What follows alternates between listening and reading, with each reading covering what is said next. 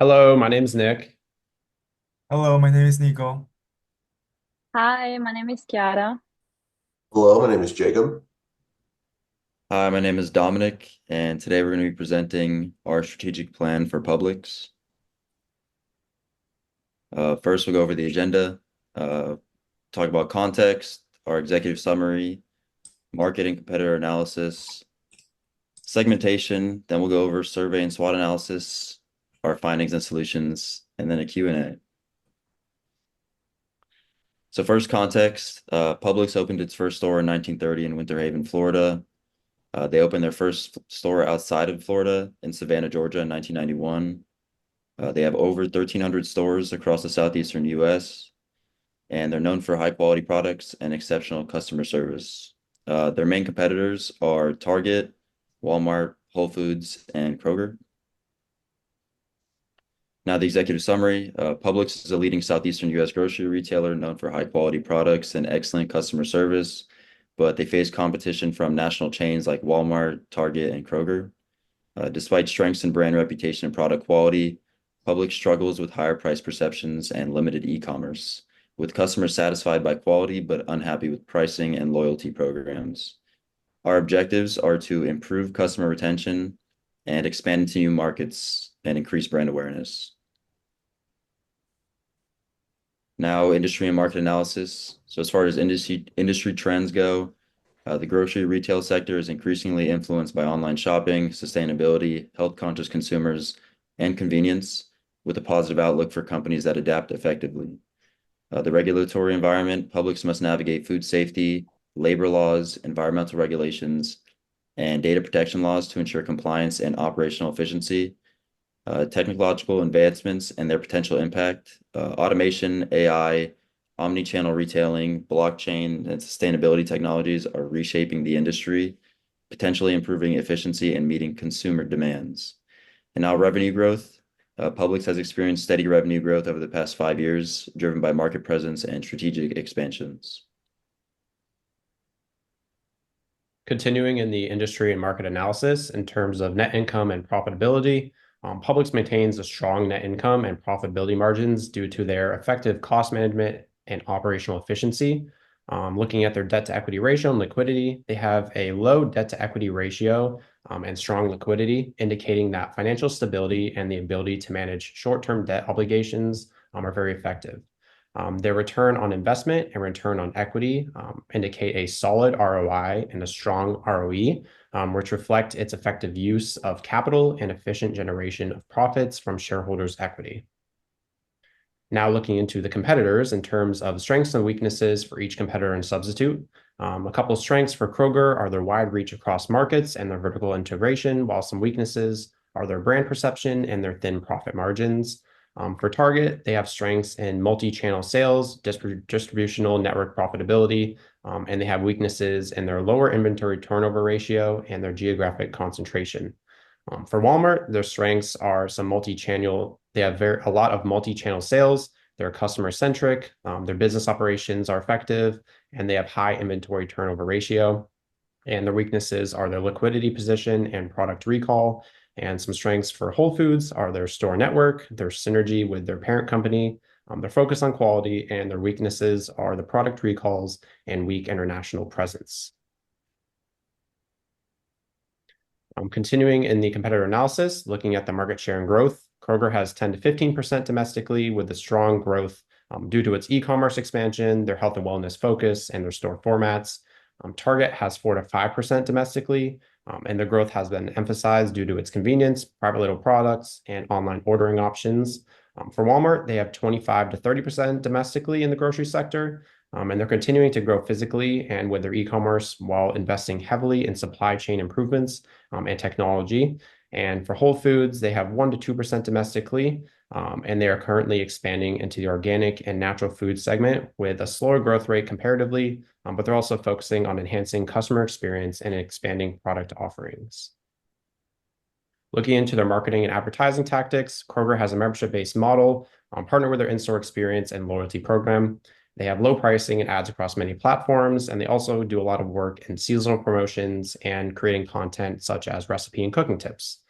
Target advertises as a trendier blend of style with affordability and convenience. They have a loyalty program as well, and they like to get involved in the community. Walmart, their advertising is centered around their everyday low price, and their model emphasizes value through consistently low prices. They adapt to local markets, and they try to make an effort in sustainability and social responsibility. And for Whole Foods, they market as an organic and natural product while committing to a high quality, organic, all natural food. And they also create a unique shopper experience that they like to emphasize and are also involved in the community. So going to the customer segmentations, 77% represent the ages of 18 and 24.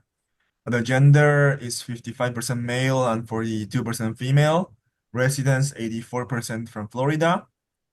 Income is 84% higher than 20,000 a year.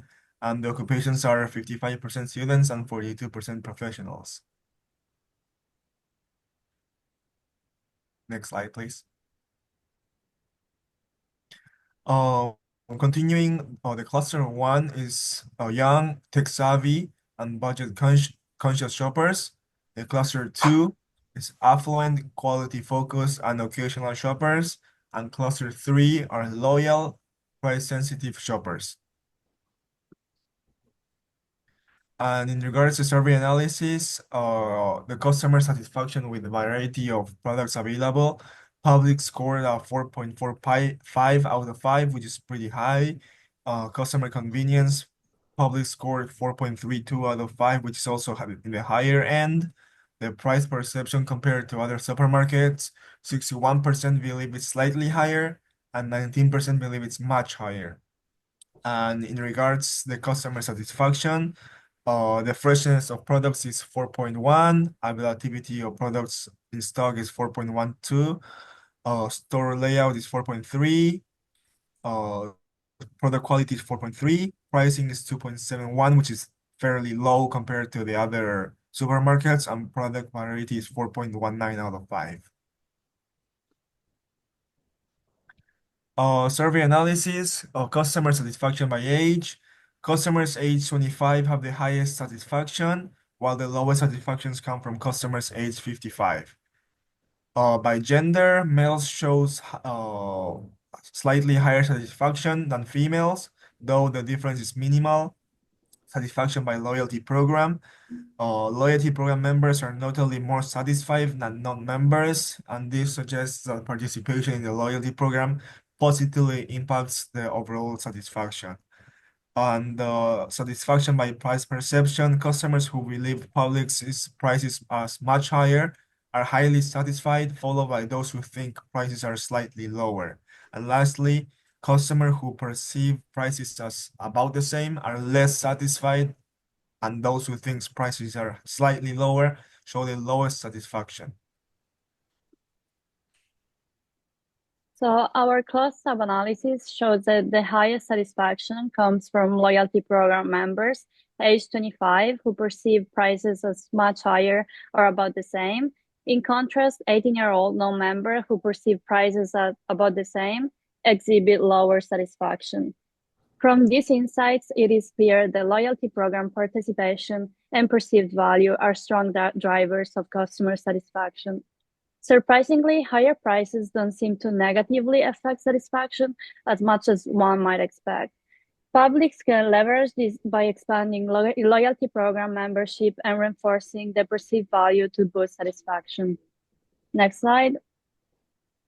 So if we look at the Net Promoter Score, it reveals that only 25% of respondents are promoters, while 54% are detractors.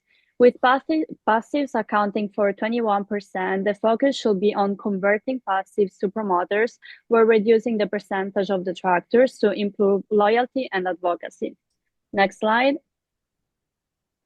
Currently, only 52% of survey respondents are members of Publix loyalty program, suggesting an opportunity to enhance retention through increased membership.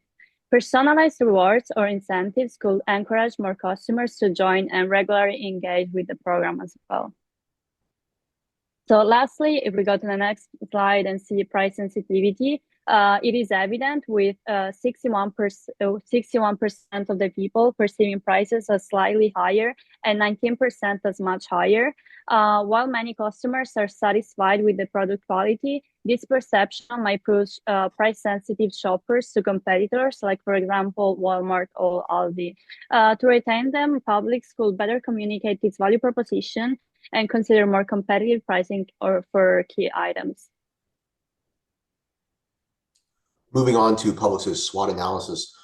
Publix has a very strong brand recognition for their quality and service, and this is heavily backed by their employee ownership, which fosters loyalty and devotion from their employees to help maintain this reputation. However, they are very well known for having higher prices than some of their competitors, and their e-commerce is also lacking. Their opportunities would involve expanding outside of the Southeast, as well as fixing their online presence to go with the growing demand of e-commerce and online shopping. And then some threats is they have significant competition from large national grocery chains such as Walmart. And then they have a lot of rising costs, especially from paying their employees, that could impact their profit margin in the future. Moving on to findings. As Nico already went over, Publix scored very well for quality and employee satisfaction. However, they very much struggle in terms of price, and over 48% of our respondents said as such, putting them as somewhat dissatisfied or extremely dissatisfied for their pricing. However, their brand recognition is relatively high. They're still also losing out to Walmart, showing that they're a very well-known regional brand, but the second you leave the Southeast, their recognition greatly falls off. So some solutions for this, next slide, please. We believe that they need to focus on their digital side, and that they need to fix their app, maybe include some incentives in the app that aren't there in person to help motivate a more price-sensitive audience, as well as just motivate more people in general to use their app and tap into that growing market. And then another solution we believe they need to implement, if you go to the next slide, please, is something they're already doing, which is expanding outside of the Southeast. They just recently opened a store in Kentucky, and they've been expanding ever since they opened that first store in Georgia, and it's working out very well for them. We believe they need to continue this and continue the way they're doing so by slowly moving out of the Southeast. That way word of mouth can also spread with them and keep their brand flowing with them. Now, for the obligatory Q&A, any questions?